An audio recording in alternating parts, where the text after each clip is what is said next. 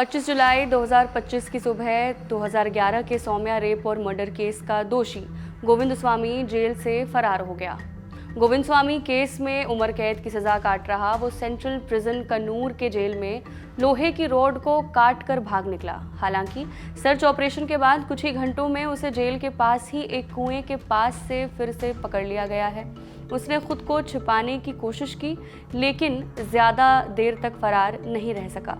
Indian express की report के मुताबिक भागने की घटना रात करीब 1:15 पर हुई। जेल अधिकारियों ने बताया कि गोविंद स्वामी, जो कन्नूर सेंट्रल जेल के 10वें ब्लॉक में एक हाई सिक्योरिटी सेल में बंद था, उसने लोहे की सलाखें काटी और वॉश एरिया में पड़े कपड़ों को जोड़कर रस्सी बना ली और इस रस्सी की मदद से वो जेल की दीवार फांदकर भाग निकला।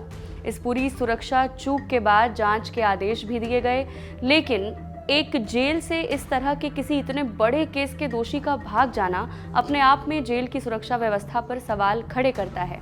जेल से भागने की कोशिश में किसी अन्य मदद का हाथ है या नहीं, ये तो जांच के बाद पता चलेगा, लेकिन इस घटना ने एक पुराना जख्म फिर से हरा कर दिया है। सौम्या का मामला, वो 23 साल की लड़की जो केरल की एक लोकल ट्रेन में अपने घर जा रही थी और फिर कभी भी अपने घर पहुंच नहीं पाई। आपको इस केस के बारे में बताते हैं। 1 फरवरी 2011 सौम्या एर्नाकुलम के शोरानूर की लोकल पैसेंजर ट्रेन में बैठी थी। ट्रेन के चलते ही गोविंद स्वामी नाम का एक शख्स सौम्या को डिब्बे में अकेले देख उसके पास आया और उसे हैरेस करना शुरू कर दिया। सौम्या ने इसका विरोध किया तो गोविंद स्वामी ने उसके साथ बुरी तरह मारपीट की।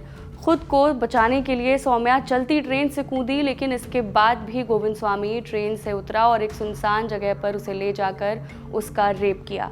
लेकिन ये घटना यहीं नहीं रुकी। गोविंद स्वामी ने उस लड़की की जान ले ली। गोविंद स्वामी बनाम स्टेट ऑफ केरला। अब इस केस की बात करते हैं, क्योंकि इस केस में कुछ चीज़ें हैं जो थोड़ी पेचीदा हैं। मामला सामने आने के बाद जांच शुरू हुई और गोविंद स्वामी को पकड़ लिया गया। मामले का ट्रायल शुरू हुआ। लोअर कोर्ट ने उसे रेप और हत्या दोनों का दोषी माना और फांसी की सजा दी। फिर मामला केरल हाई कोर्ट पहुंचा। यहां भी कोर्ट ने इस केस को रेप और मर्डर दोनों का केस माना और फांसी की सजा को बरकरार रखा। लेकिन 2016 में मामला पहुंचा सुप्रीम कोर्ट और यहां सुप्रीम कोर्ट ने कहा कि रेप के लिए सबूत ठोस नहीं है, इसलिए रेप का आरोप हटाया जाता है। कोर्ट ने यह भी कहा कि यह साबित नहीं होता कि जब सौम्या जिंदा थी तब उसका रेप हुआ।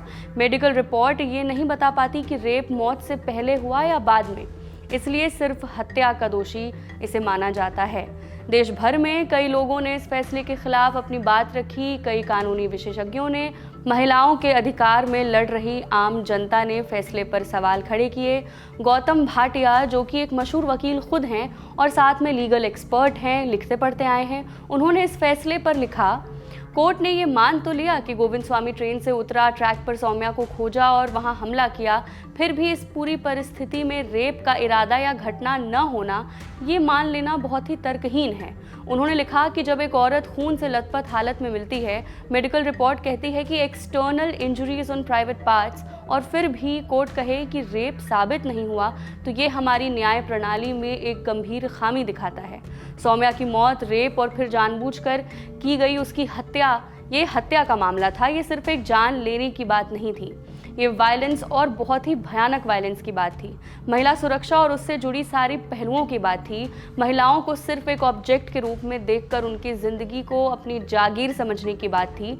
सोचने की बात यह है कि क्या हमारी जेलें अब भी सुरक्षित नहीं हैं, जहां एक इतने गंभीर आरोप में सज़ा झेल रहे दोषी भी जेल से भाग निकल जाते हैं। अब देखना यह है कि इस जेल ब्रेक के अटेम्प्ट के बाद क्या इस केस में रेपिस्ट एंड मर्डरर गोविंद स्वामी और जेल की सुरक्षा में लगे अधिकारियों के खिलाफ कोई कार्रवाई होती है या नहीं। आगे जो भी अपडेट होगा हम आपको बताएंगे। तब तक के लिए देखते रहिए दी ललन टॉप। मैं हूं कनु प्रिया और कैमरे के पीछे हैं मेरे साथ ही रमन। शुक्रिया।